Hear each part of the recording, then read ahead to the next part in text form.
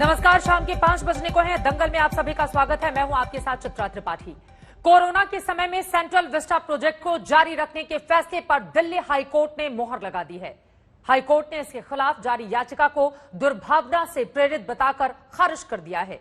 लेकिन कोर्ट के फैसले के बावजूद सेंट्रल विस्टा पर कांग्रेस ने अपना रुख नहीं बदला है। कांग्रेस इसे कोरोना काल में पैसों की बर्बादी बता रही है। कांग्रेस की दलील है कि प्रोजेक्ट में लगने वाले पैसों से कोरोना काल में वैक्सीन लगवाई जा सकती है। तो उधर दिल्ली हाईकोर्ट के फैसले के बाद बीजेपी हमलावर है। बीजेपी के मुताबिक सेंट्रल विस्टा के खिलाफ भ्रम फैलाया जा रहा था। इसीलिए दंगल में आज बहस करेंगे कि क्या दिल्ली हाईकोर्ट के फैसले के बाद सेंट्रल विस्टा पर हो रही राजनीति थमेगी। मेहमानों का परिचय आपसे करवाएं, उसके पहले यह रिपोर्ट देखिए।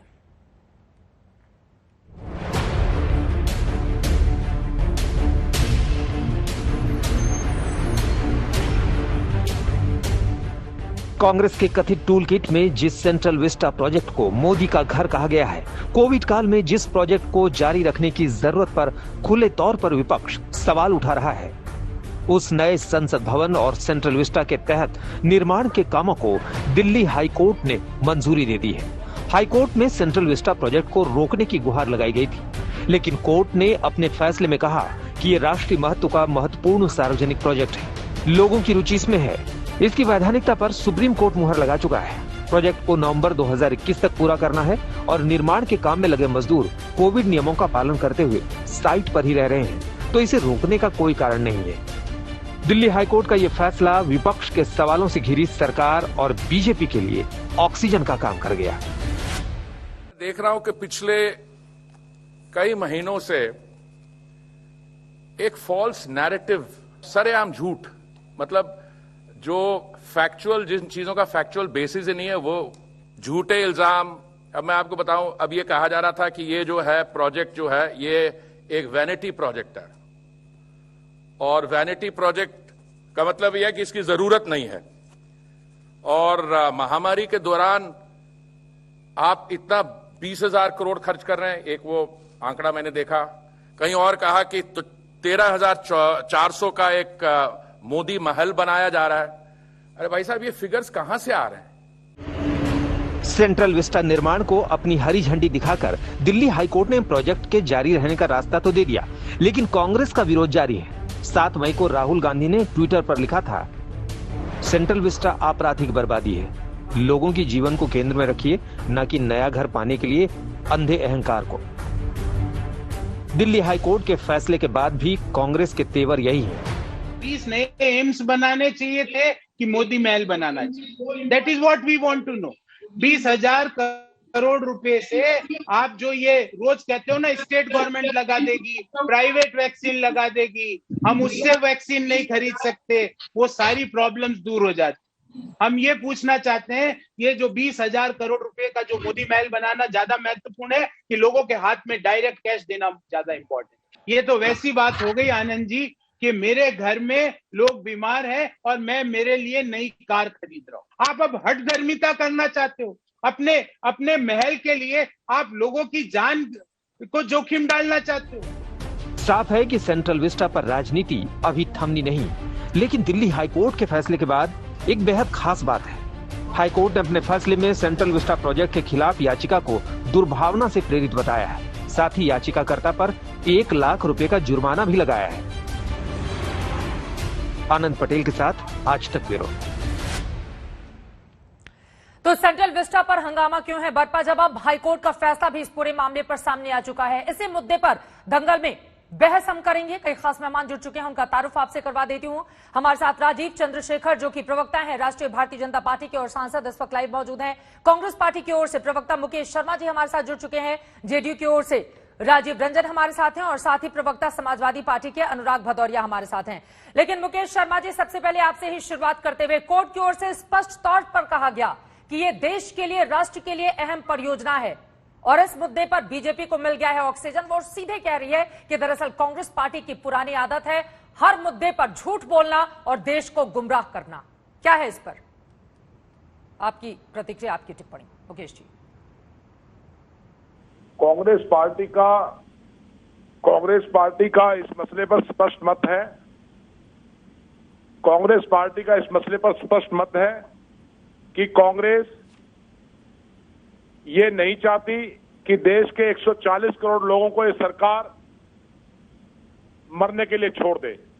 देश के 140 करोड़ लोगों को ये सरकार आज जिस तरीके से वैक्सीन उपलब्ध नहीं करवा पा रही है। सर, आप मेन मुद्दे पर आइए ना। जिस सेंट्रल विस्टा प्रोजेक्ट को लेकर लगातार आप लोग हमलावर थे, उस पर हाईकोर्ट की टिप्पणी सुनी आपने?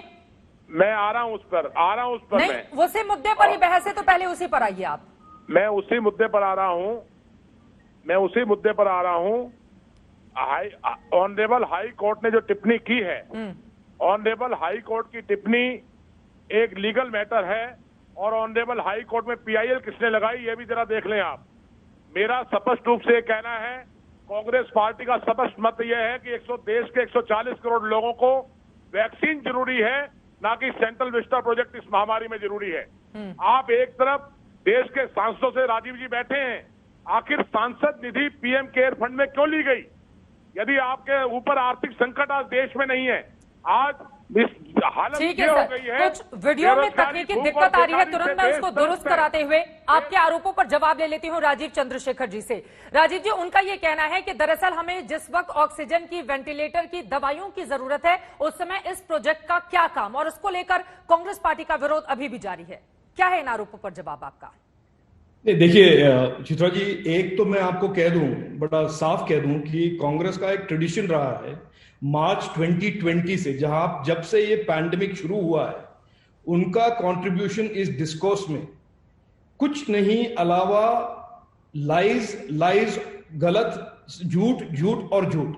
उनका हर स्टेप में देखिए, आप एक सेपरेट प्रोग्राम कीजिए और एनालाइज कीजिए कि मार्च 2020 से आज तक कांग्रेस का इस डिस्कोर्स में कंट्रीब्यूशन था क्या।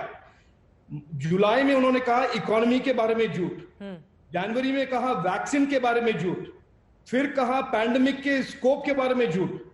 उनका पूरा स्ट्रैटेजी यह है कि सरकार का जो एफर्ट है पैंडेमिक फाइट करने में, उसको किसी तरह से केओस क्रिएट करे, लोगों में भ्रम फैलाए।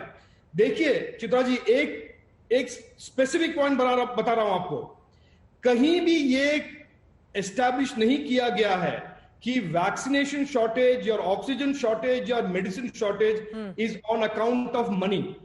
ये कहीं भी नहीं कहा गया है। Vaccination shortage is because of supply side problems, oxygen shortage was because of surging problems, क्योंकि एक पीक बन गया था। कहीं भी ये नहीं कहा गया कि देश के पूरे पब्लिक वर्क्स बंद कर दिए और पैसा लेकर हम पेशेंट को संभाले। ये एक जो बाइनरी का आर्गुमेंट कांग्रेस ने फैलाया है, एक भ्रम फैलाया है, एक सरासर झूठ है, क्योंकि the issues were never money constraint. ये पैसे के इश्यूज थे ही नहीं। आप ये लोग हमेशा कहते हैं वैक्सीन शॉर्टेज का इश्यू क्या है? वैक्सीन शॉर्टेज का इश्यू ये है कि दुनिया भर में कम सप्लायर्स हैं और ज्यादा डिमांड है, और यही देश में जो 20 साल लगे हैं पोलियो वैक्सीनेशन करवाने में, 15 साल लगाए हेपेटाइटिस में करवाने में, 1 बिलियन लोग हम एक साल में वैक्सीनेशन कर रहे हैं। ठीक है, तो ये एक डेलिब्रेट नैरेटिव है। मैंने पहले भी कहा हुआ है कि ये एक डेलिब्रेट नैरेटिव है टू साइड स्टेप, कि सरकार काम कर रहा है, लोगों को पहुंचा रही है हेल्प, और लोगों को जो डिमांड है ऑक्सीजन, उनका सब एक अच्छा रिस्पॉन्स हो रहा है। मैं आपकी बात समझ गई। मैं दोबारा आपके पास फिर लौटूंगी राजीव जी। यानी कि आपका ये कहना है कि पैसे की किल्लत की वजह से वैक्सीन सप्लाई या ऑक्सीजन को उससे जोड़कर नहीं देखा जाए, ये पूरा का पूरा मामला अलग है और वैक्सीनेशन का पूरा मामला अलग है। मुकेश जी जैसे ही मेरे साथ जुड़ते हैं आप दोबारा बताइएगा। बाकी मेहमानों की भी जल्दी प्रतिक्रिया ले लेती हूं। अनुराग भदौरिया जी, अब तो हाईकोर्ट के फैसले के बाद आप लोगों की भी बेचैनी बढ़ गई होगी। जिस मुद्दे को लेकर लगातार सरकार पर हमलावर थे, उस मुद्दे ने तो सरकार को ऑक्सीजन दे दिया है। देखिए, शायद आप ये बात भूल गई है, मुद्दा हमारा जनता से रिलेटेड होता है, ना कि किसी पार्टी से।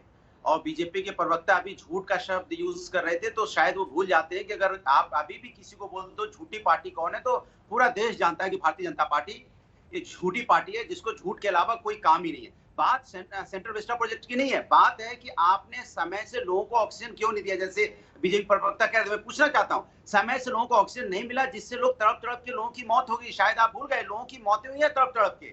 समय से आप यहाँ वेंटिलेटर या हॉस्पिटल की व्यवस्था नहीं हो पाई जिसमें बेड मिल जाता या एम्बुलेंस आप व्यवस्था कर देते, जिसकी वजह से लोगों की मौतें हो गई। लोगों की मौतें हुई हैं, कोई यहाँ मजाक नहीं है जिस तरह की बातें करते हो। लाशें नदियों में तैरती नजर आई हैं और जानवर नौचते नजर आए हैं। ये हमारे अपने लोग थे और आप उनको छुपाने की कोशिश कर रहे थे। तो मानी सुप्रीम कोर्ट को बोलना पड़ता है, वो तंज में बोलता है कि क्या नदी में जो लाशें तैर रही हैं उन पे क्या राजद्रोह का मुकदमा हो रहा है क्या? ये तंज सुप्रीम कोर्ट का आपके समझ में नहीं आता क्या? और जिस तरह की बातें आप कर रहे हो कि सेंट्रल विस्टा प्रोजेक्ट हमारी आप सेंट्रल विस्टा प्रोजेक्ट आपकी प्रायोरिटी हो सकती है। हमारी प्रायोरिटी क्या है? हमारी प्रायोरिटी कैसे ज्यादा से ज्यादा हॉस्पिटल इस देश के अंदर में हो जिससे समय से लोगों को इलाज मिल पाए। क्या हॉस्पिटल बनाने से किसने आपको रोका था? आपकी तो 7 साल की सरकार हो गई। क्या हॉस्पिटल बनाने से किसने रोका था? क्यों नहीं आपने हॉस्पिटल बनाए? या आपके पास 35,000 करोड़ का जो हेल्थ के लिए या वैक्सीन के लिए जो आपके पास बजट है, क्यों नहीं आप उसको समय से खर्च करके, या आपने पिछले अप्रैल में जो वैक्सीन बनाने वाली कंपनी थी उनको एडवांस पेमेंट क्यों नहीं किया जिससे समय से हमारे देश के अंदर वैक्सीन आ जाती? तब तो आप सो रहे थे, तब तो आप अपनी वापस लूटने में लगे थे। ठीक है, अब इस पर मैं जवाब ले लेती हूँ। ठीक है सर, जब समय था तब वैक्सीनेशन पर आप लोग अपनी वाहवाही लूटने में लगे हुए थे, उस वक्त काम नहीं किया गया और सेंट्रल विस्टा प्रोजेक्ट ही आप लोगों का पहला टारगेट क्यों है, यह आरोप लगा रही है समाजवादी पार्टी। राजीव जी, उसके बाद मैं आपके पास आऊंगी। आ रही हूँ मुकेश शर्मा जी। राजीव चंद्रशेखर। नहीं, देखिए चित्रा जी, आप देख रहे हैं इश्यू है सेंट्रल विस्टा और हाईकोर्ट के डिसीजन, और समाजवादी पार्टी के स्पोक्स पर्सन बात कर रहे हैं किसी और इश्यूज के।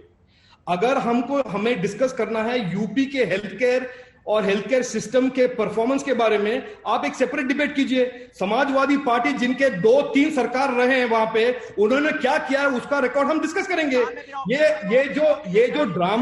ये जो ड्रामाबाजी है समाजवादी पार्टी के, यही लोग थे जिनके लीडर ने वैक्सीन को बीजेपी वैक्सीन करके वैक्सीन रेजिस्टेंसी यूपी में क्रिएट किया है। मैं ये सब डिस्कस करने के लिए तैयार हूं। आज हम सेंट्रल विस्टा के बारे में डिस्कस कर रहे हैं। समाजवादी पार्टी लोग बताएं कि ये सेंट्रल विस्टा का क्यों ओपोजिशन, क्यों झूठ फैला गया था। बाकी सब इश्यूज मैं ओपन हूं चित्रा जी, कभी भी आप डिबेट करवाइए। इन लोगों का पोल खोलना मैं करूंगा ये, क्योंकि हेल्थ केयर को ये समझते हैं कि 3 जो समाजवादी पार्टी के गवर्नमेंट थे यूपी में, उनका कोई ट्रैक रिकॉर्ड और उनका कोई रिस्पॉन्सिबिलिटी नहीं बनता है इसमें।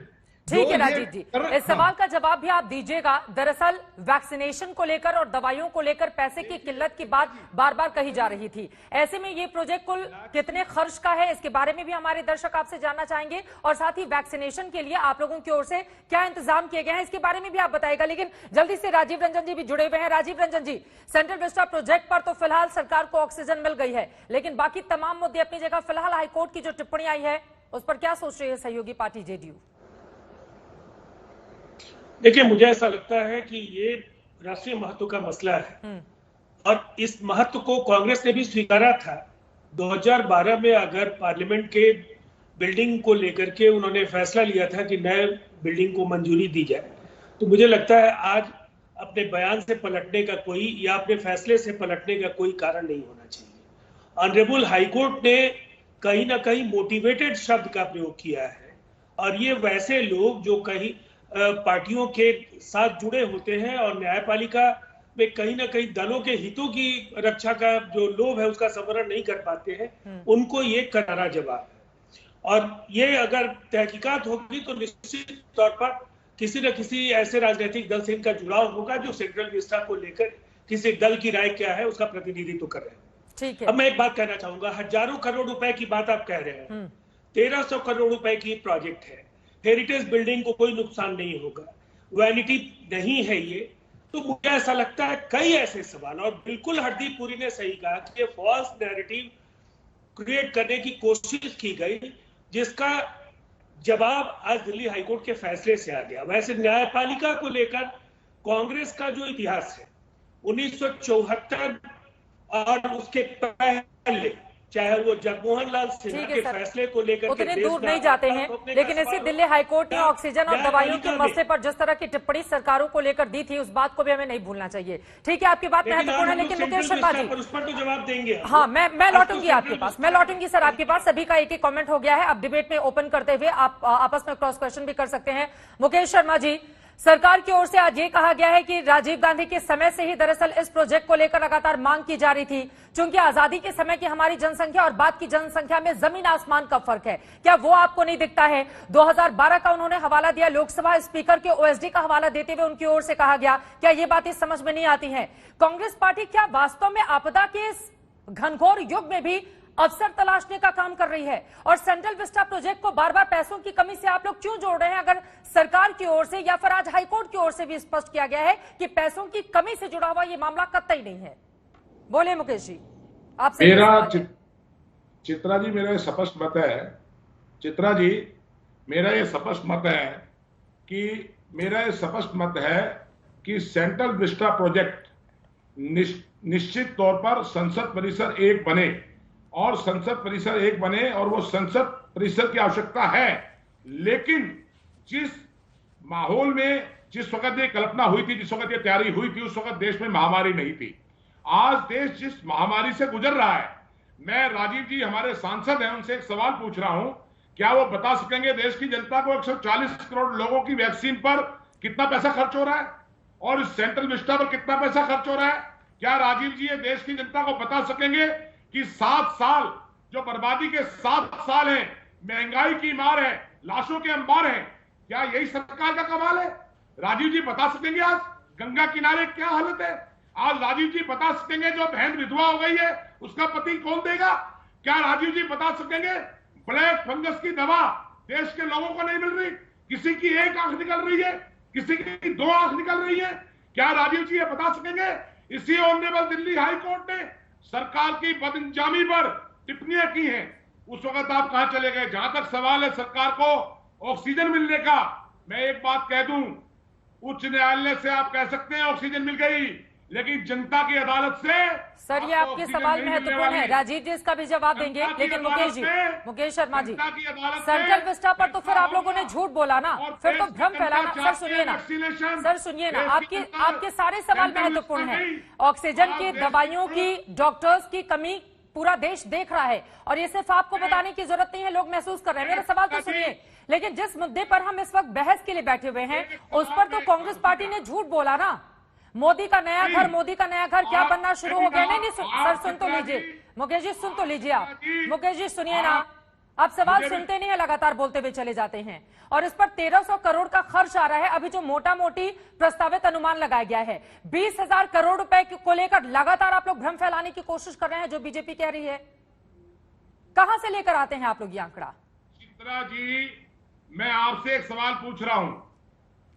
चित्रा जी, मेरा एक सवाल आपसे है कि क्या कोई आपका जानकार बीमार हो जाए उसको वैक्सीन जरूरी है, सेंट्रल विस्टा जरूरी है? आज सेंट्रल विस्टा महत्वपूर्ण नहीं है, देश के लोगों की जान बचाना महत्वपूर्ण है। सर इस मुद्दे पर सरकार की तो छोड़िए ना, और मेरा जवाब छोड़िए। दिल्ली हाईकोर्ट की ओर से फैसला किया गया ना, और हाईकोर्ट की बात मानना मेरा, आपका, सरकार का, सभी का, सर सभी का ये कर्तव्य है। मुकेश जी, दिल्ली हाईकोर्ट की टिप्पणी पर रहते हैं ना। दिल्ली हाईकोर्ट की टिप्पणी याचिकाकर्ता की मंशा को लेकर भी सवाल खड़े कर रही है। लेकिन आपने ऑक्सीजन और बाकी चीजों को लेकर जो पूछा है, मैं जवाब ले लेती हूँ बीजेपी के प्रवक्ता से। राजीव चंद्रशेखर जी, उनका ये कहना है कि घर में अगर कोई बीमार रहे तो क्या उस समय इस तरह के निर्माण कार्य को इजाजत दी जा सकती है, जब एक ऐसे दौर में जब कोरोना की मार का सामना पूरे देश को करना पड़ रहा है, उस समय ऐसे प्रोजेक्ट की क्या जरूरत? कांग्रेस पार्टी ये आरोप लगा रही है। चित्रा जी, एक छोटी सी बात ठीक है सर, एक बार जवाब ले लेते हैं, फिर लौट रही हूँ। जवाब सुन लीजिए, फिर लौट रही हूँ। राजीव चंद्रशेखर जी। चित्रा जी, ये जो पैंडेमिक है, जो सेकेंड वेव का पैंडेमिक है, हम सब जानते हैं, इट है बहुत ज्यादा इम्पैक्ट हुआ है, बहुत ज्यादा सर्ज हुआ है, और हमारे हेल्थ केयर कैपेसिटी, महाराष्ट्र हो या यूपी हो या दिल्ली हो या राजस्थान हो, हेल्थ केयर कैपेसिटी को इसने ओवरवेल्म कर दिया है। इसमें कोई डाउट नहीं है, इसमें कोई एक्सेप्टेंस में कोई पार्टिजनशिप नहीं है, इसमें there is no politics in excepting कि हमारे हेल्थ केयर सिस्टम को ओवरवेल्म हो गया है। ये तो एक नोन फैक्ट है, लेकिन सरकार ने इसमें रिस्पॉन्ड किया है, सरकार ने रिसोर्सेज रेज किए हैं। ऑक्सीजन एक मिनट होती तो देश की ये हालत नहीं होती आज। ये वो आप डिबेट कीजिए। इस महामारी के बाद आप देश के लोगों को देखिए सर, आज जब आपने सेंट्रल विस्टा के झूठ का एक्सपोजर हो गया है, आप इस मुद्दे को किसी और मुद्दे को लेके जाना चाहते हैं। एक नंबर 1। नंबर 2, चित्रा जी, देश भर में लाखों करोड़ों का पब्लिक वर्क्स जारी है, क्योंकि इस प्रोजेक्ट से ही इकोनॉमी में jobs, cement consumption, steel production, इस सब का पब्लिक वर्क से बहुत ही डायरेक्ट कनेक्शन है। देयरफॉर कोई पब्लिक वर्क्स रोका नहीं जाएगा। अगर मुकेश शर्मा का लॉजिक लिया जाए, क्योंकि लॉकडाउन है, हम रोड्स पे काम नहीं करेंगे, पब्लिक वर्क्स पे काम नहीं करेंगे, बिल्डिंग्स नहीं बनाएंगे, फ्लैट्स नहीं बनाएंगे, हम यही यहाँ पे झूठ बोलते रहेंगे टीवी चैनलों में।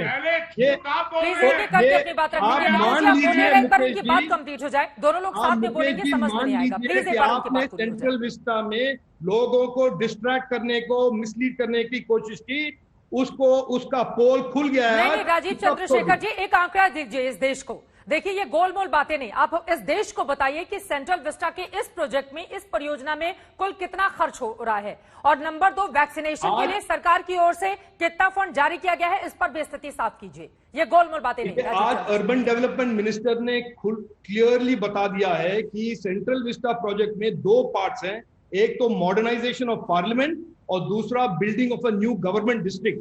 दोनों बहुत ही अहम इश्यूज हैं, क्योंकि government district is directly related to government modernization, जहां पे security, parking, integrated offices, technology सब एक हाथ में बन जाए, ताकि गवर्नमेंट एक मॉडर्नाइज्ड और मोर एफिशिएंट एंटिटी बन सके।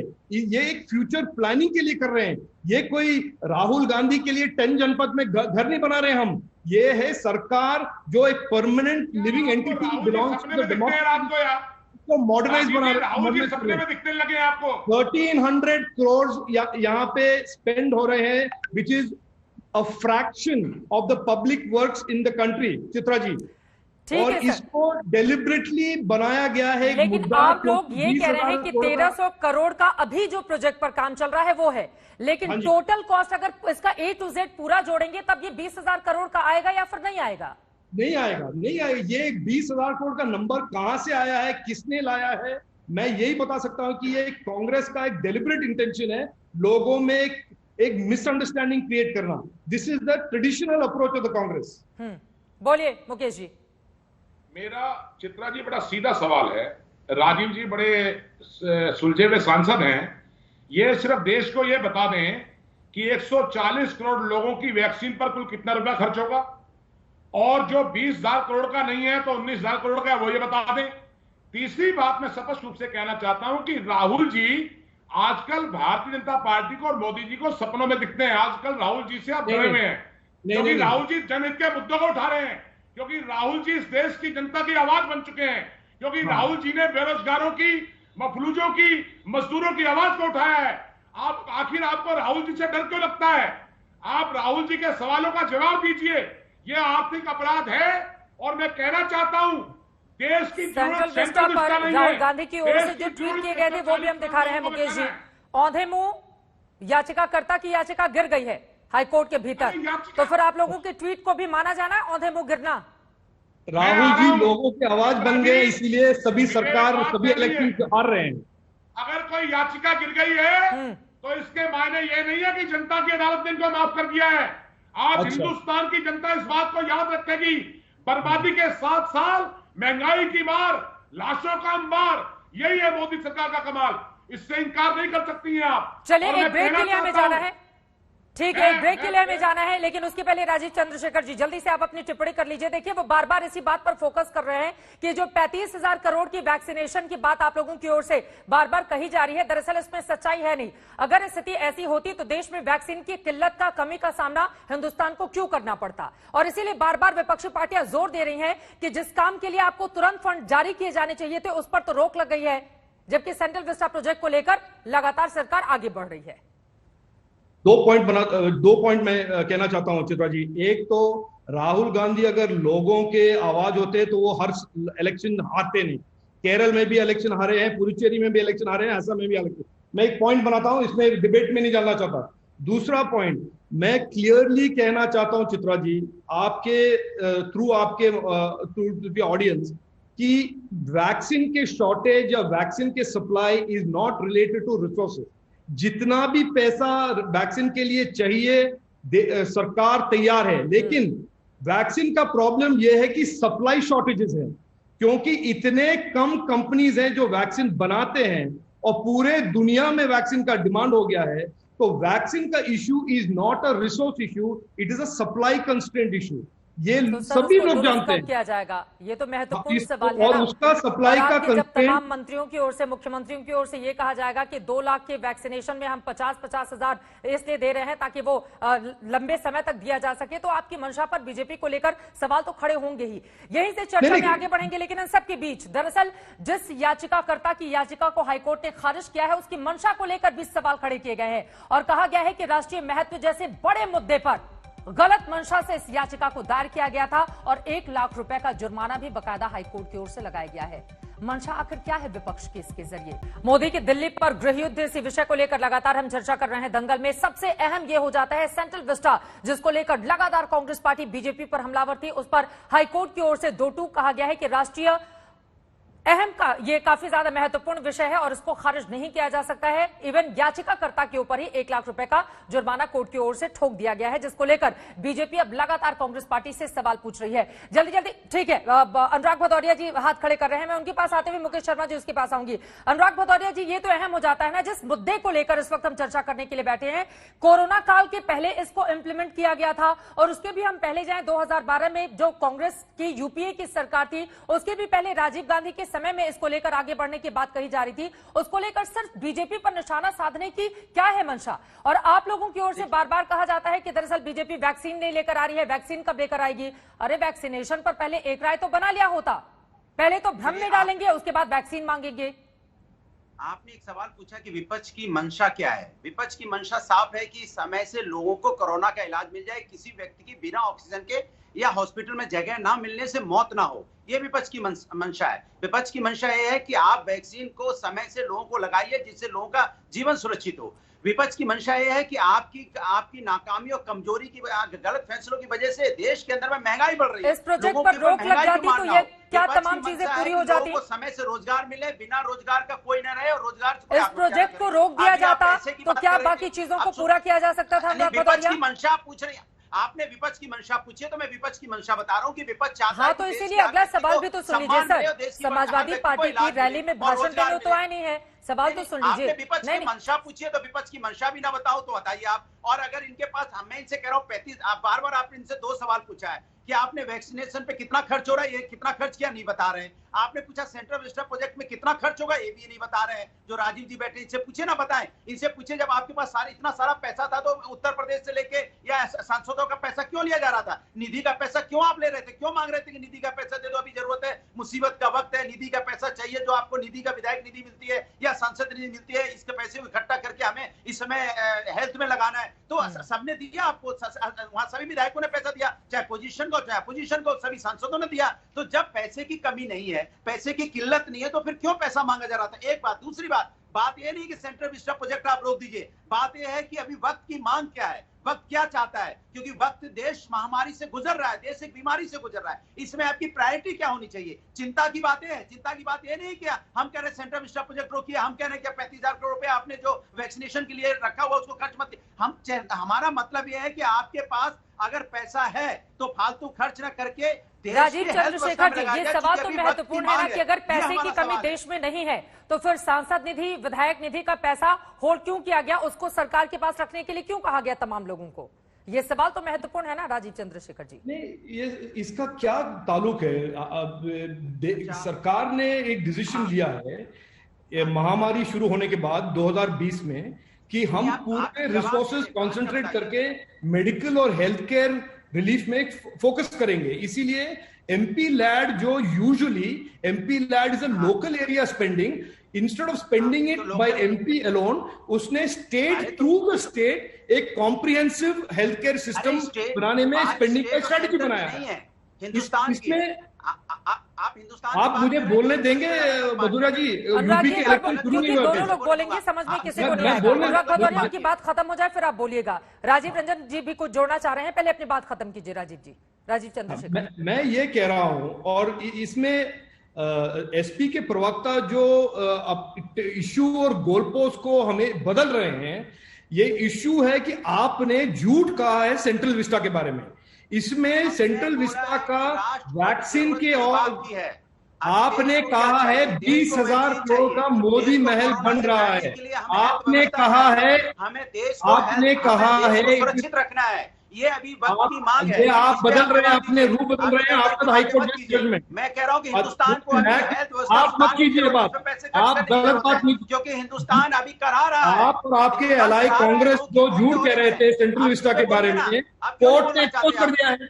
मैं आज कह रहा हूँ चित्रा जी, बड़ा साफ कह रहा हूँ, आप मानवता की तो बात करेंगे नहीं करेंगे? हम मानवता की बात कर रहे हैं, काम भी कर रहे हैं। मैं आपसे आपका मानवता है, आपका मानवता तब मैं देश की जनता की समस्या। अनुराग भदौरिया जी, आपकी बात महत्वपूर्ण है, लेकिन उनकी बात कंप्लीट हो जाए। और मेरा अगला सवाल मैंने पूछा, सेंट्रल विस्टा रोक दिया जाए तो तमाम खामियों को क्या दूर कर लिया जाएगा तुरंत? एक लाइन में जवाब दीजिए, बाकी लोगों को भी बोलना है। रोक लेने से सारी समस्याओं का समाधान हो जाएगा क्या? 2000 लोग नौकरी से निकल जाएंगे और इसका क्या इम्पैक्ट होगा, आप बता दीजिए। समाजवादी पार्टी के प्रवक्ता बताएं। मेरी बात अभी भी नहीं समझे, मैंने क्या बोला आपको कि देश की प्रायोरिटी क्या है वो तय करना है आपको। आप देश की हमने जब चिट्ठी दी थी, अपोजिशन पार्टी ने चिट्ठी दी थी, उसमें कहा था, सुनिए, उसमें कहा था कि पूरे देश को आप फ्री में वैक्सीनेट कीजिए, 35,000 करोड़ रुपए खर्च कीजिए, 6,000 रुपए हर जो लोगों के पास रोजगार नहीं है उनके खाते में डालिए, लोगों को फूड की व्यवस्था कीजिए। ये हमने चिट्ठी में, अपोजिशन ने चिट्ठी दिया था, तो उसमें सेंट्रल विस्टा एक पॉइंट था। आप उस पॉइंट को लेकर सारी चिट्ठी को खारिज मत कीजिए। आपको आज को चिट्ठी को पढ़ लीजिए, उस चिट्ठी में क्या क्या पॉइंट थे, उस पॉइंट पे बात कीजिए। आप एक चीज को पकड़ के बैठ गए। उसमें कहा गया था कि आप ही 6,000 रुपए आप लोगों के खाते में डालिए, क्योंकि लोग अपने घरों में बैठे हैं, लॉकडाउन चल रहा है, लोगों के पास रोजगार नहीं है, कम से कम मिडिल क्लास को एक मदद मिलेगी। हमने कहा था कि लोगों की फूड की व्यवस्था कीजिए, डिस्ट्रीब्यूट कीजिए, लोगों को खाना मिले। हमने कहा था यहाँ पे फ्री वैक्सीनेट पूरे हिंदुस्तान के अंदर होना चाहिए। हाँ, तो इन तमाम मुद्दों को फिर सेंट्रल विस्टा से जोड़ के मत देखिए ना अनुराग भदौरिया, फिर तो इस मुद्दे पर आप लोगों से भ्रम फैलाया गया, फिर तो झूठ बोला गया। और बात यहाँ पर सरकार की नहीं है, बात यहाँ पर सरकार की नहीं है अनुराग भदौरिया, बात यहाँ पर दिल्ली हाईकोर्ट की है। वही हाईकोर्ट की ओर से जब ऑक्सीजन को लेकर और तमाम कमियों को लेकर टिप्पणी की जाती है, हम लोग उसको भी चलाते हैं। लेकिन आज जो टिप्पणी की गई है, मंशा पर ही याचिकाकर्ता के सवाल खड़े कर दिए गए हैं। यानी कि आप लोगों की मंशा भी सवालों की घेरे में हुई या नहीं? लगातार जिस बात को लेकर आप लोग कह रहे थे मोदी महल, मोदी महल, मोदी महल, नहीं, एक शब्द करेक्ट कर लीजिए। वो याचिकाकर्ता की मंशा हो सकती है गलत, विपक्ष की मंशा पे सेंट्रल विस्टा को नहीं, सेंट्रल विस्टा को लेकर सर मैं उसी को आगे बढ़ाते हुए, सेंट्रल विस्टा को लेकर अगर याचिकाकर्ता की मंशा पर सवाल खड़े हो रहे हैं, तो फिर विपक्ष भी उसी सेंट्रल विस्टा का हवाला दे देकर लगातार सवाल खड़ा कर रहा था ना कि देश में कोरोना से परेशानी है, मोदी महल बन रहा है। कहाँ मोदी महल बन रहा है?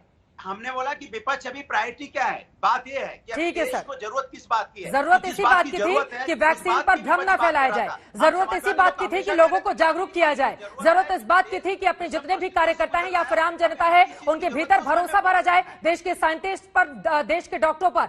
उस समय तो भ्रम फैलाने की राजनीति की गई और अब लग रहा है कि नहीं, आपदा में अवसर तलाशते हुए बहती गंगा में हाथ धो लिया जाए। समझ गए मैं आपकी बात। राजीव चंद्र हो गया, राजीव रंजन जी भी कुछ बोलना चाह रहे हैं, ठीक है राजीव जी जल्दी से अपनी बात पूरी कीजिए, रंजन जी उसके बाद में आती हूँ आपके पास। नहीं, मुझे ये सबसे पहली बात तो ये है कि अभी तो मैंने कहा ही नहीं है कुछ चित्रा जी, अभी तो काफी लंबी मैंने प्रोडक्शन सुन लिया है। मैं बोलिए राजीव रंजन। अब देखिए, सबसे पहली बात है, हरदीप पुरी जी ने कई शंकाओं का निराकरण कर दिया है। अभी जो प्राइम मिनिस्टरियल रेजिडेंस एंड जो कॉम्प्लेक्स को लेकर के जितने तरह के भ्रम इन लोगों ने पैदा किए, उसका कॉन्सेप्चुअल डिजाइन भी मिनिस्ट्री के पास नहीं आया है। और 75 वर्ष हिंदुस्तान की आजादी के पूरे हो रहे हैं, उन 75 वर्षों के लिए देश को इस परिसर को समर्पित करना है। ये सिस्मिक जोन में है, ये राष्ट्रीय सुरक्षा का भी सवाल है कि ये जो संसद का परिसर है इस सिस्मिक जोन में है। दूसरी तरफ संसद का पर जो हमला हुआ वो राष्ट्रीय अस्मिता और स्वाभिमान पर प्रहार था, वो राष्ट्रीय अखंडता को चुनौती थी। लेकिन पता नहीं इस पूरे प्रकरण में 1300 करोड़ रुपए के व्यय को लेकर, सोशल डिस्टेंसिंग को लेकर के भ्रम पैदा किए गए। तमाम जो एहतियात है वो बढ़ते जा रहे हैं। अब सिवाय इसके कि ये न्यायपालिका को सीधे तौर पर गालियां नहीं दे सकते, लेकिन चरित्र यही है कि कांग्रेस कभी भी न्यायपालिका को गंभीरता के साथ नहीं लेती है।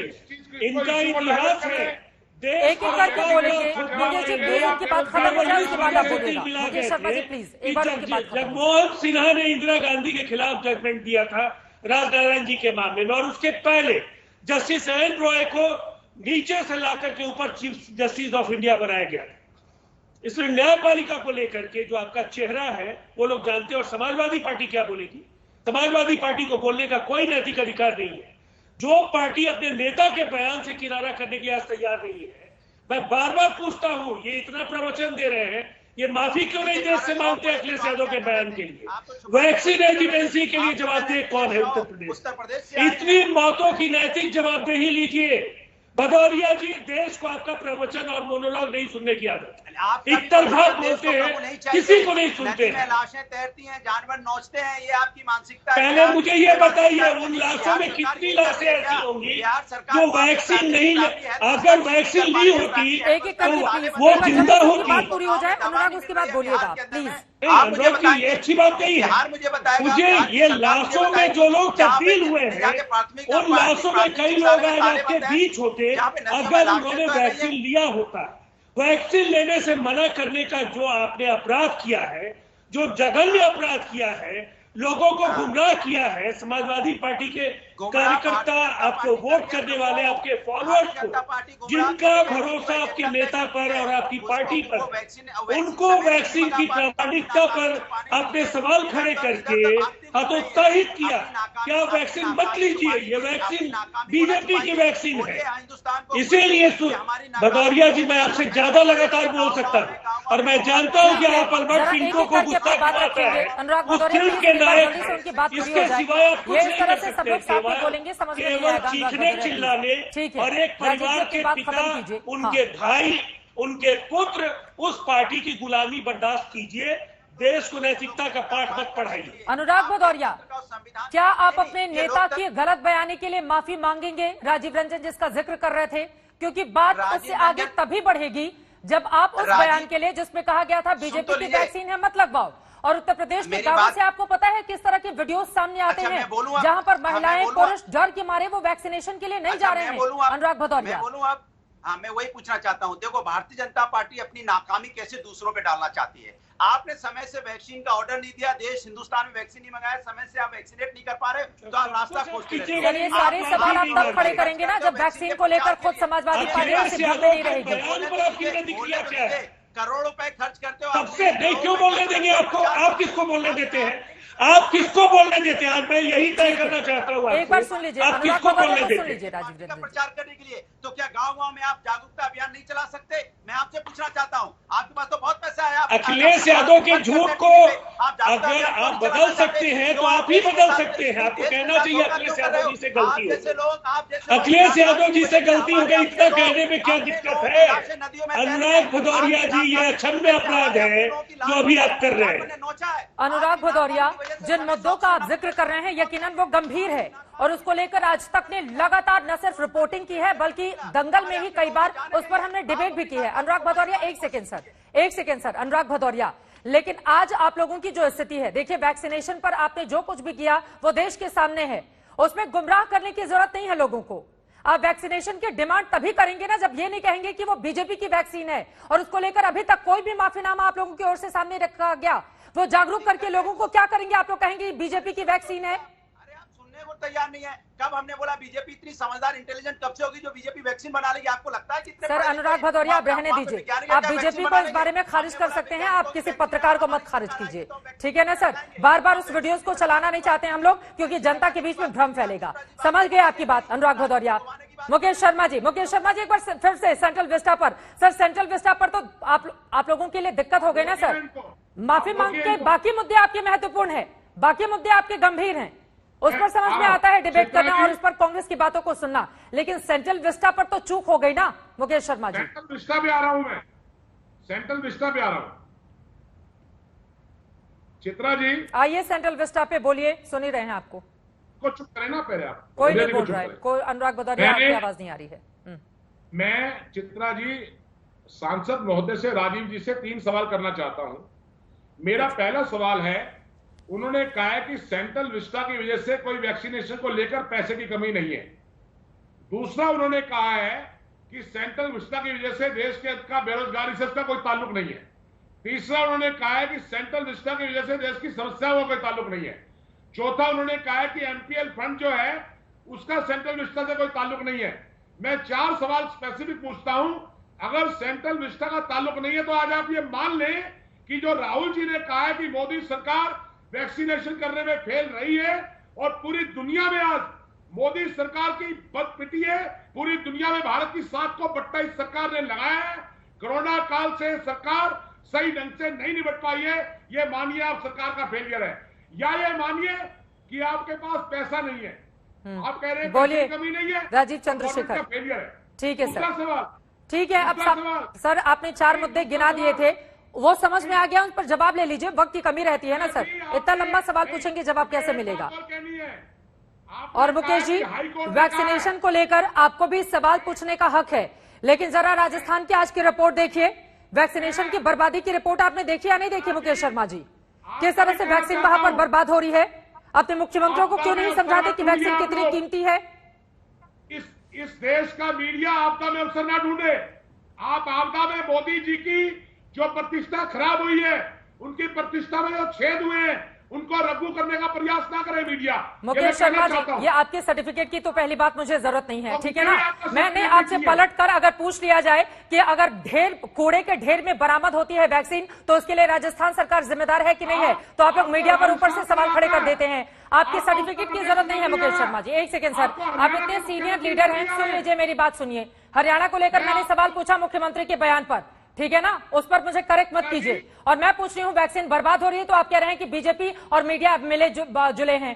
क्यों विपक्ष से सवाल नहीं पूछा जाए? आपकी राज्यों में सरकारें नहीं है, पलट के सवाल पूछते हो तो मीडिया पर ही उंगली उठाते हैं। सर ये मीडिया पर उंगली उठाने का काम पता है कौन करता है? जिसके पास तर्क खत्म हो जाते हैं। और यहाँ पर कुतर्क मत कीजिए। राजीव चंद्रशेखर जी, ठीक है आपकी बात हो गई। सेंट्रल विस्टा को लेकर उन्होंने कहा कि देखिए जनता की अदालत का ये फैसला तो नहीं है, या ये तो हाईकोर्ट का फैसला है, लेकिन जनता की अदालत तो कुछ और सोच रही है। ठीक है मुकेश शर्मा जी। राजीव चंद्रशेखर, कोविशील्ड लगाते हैं, पूछिए उनसे ये सवाल भी पूछिए। हाँ, यूपी में कोवैक्सीन कोविशील्ड इसका घालमेल करते हुए क्यों लगा दिया जाता है, ये अनुराग भदौरिया का सवाल है। कुत्ता काटने वाला इंजेक्शन क्यों लगाते ठीक है, अब जवाब सुनिए राजीव चंद्रशेखर। मैं जरा फैक्ट्स प्लेस करता हूं चित्रा जी, क्योंकि ये लोग फैक्ट्स सुनना नहीं चाहते, इसीलिए कूद जाते हैं और चिल्लाना शुरू करते हैं। Fact number 1, India is vaccinating. आज के दिन इंडिया सबसे ज्यादा वैक्सीनेशन कर रही है कंपेयर टू कोई भी कंट्री दुनिया में। सबसे ज्यादा वैक्सीनेशन इंडिया में हो रहा है और ये 3 गुना हो रहा है, सबसे ज्यादा वैक्सीनेशन पर डे। एक हो। दूसरा, सरकार ने कह दिया है, एक बार नहीं, 2 बार नहीं, 3 बार नहीं, हजारों बार कह दिया है कि वैक्सीनेशन के लिए 35,000 crore has been kept aside. और ये इश्यू वैक्सीनेशन की फाइनेंसिंग का इश्यू नहीं है, ये सप्लाई कंस्ट्रेंट का इश्यू है, जो हम फ्यूअर सप्लाई पे डिपेंड करते हैं। और ये जो सप्लाई अभी रैंप अप हो रहा है, जी दोनों लोग साथ में बोलेंगे, समझ में नहीं आएगा सर, प्लीज आप समझिए। जब आप बोल रहे थे कोई नहीं बोल रहा था। राजीव चंद्रशेखर, वो आपसे पूछ रहे हैं यानी कि सप्लाई पर फेल हो गई सरकार, सप्लाई पर ही सही फेल हो गई सरकार वैक्सीनेशन को लेकर। इसमें देखिए चित्रा जी, मैं आपको एक फैक्ट बता रहा हूं। सरकार, यहाँ पे कोई भी सरकार दुनिया में वैक्सीन नहीं बना रही। Vaccination is bought from private company, और प्राइवेट कंपनी है 5 दुनिया में। एक मोडर्ना है, एक फाइजर है, एस्ट्राजेनेका सीरम इंस्टीट्यूट है, और एक भारत बायोटेक है। 4 कंपनीज है और एक स्पुतनिक है।